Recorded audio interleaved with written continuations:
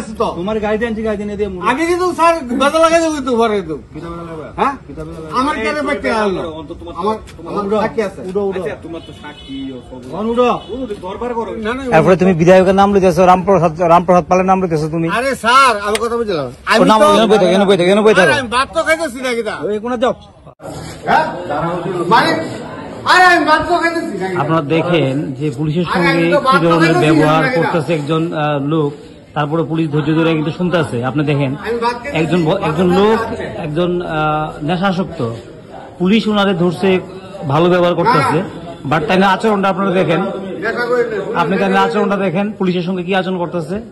এবং ওনাকে আনা হয়েছে টিএমসিতে। আপনি লোকটার দিকে দেখেন কি ধরনের আচরণ করতেছে পুলিশের সঙ্গে। আপনি কেন পুলিশের সঙ্গে আচরণ করতেছেন?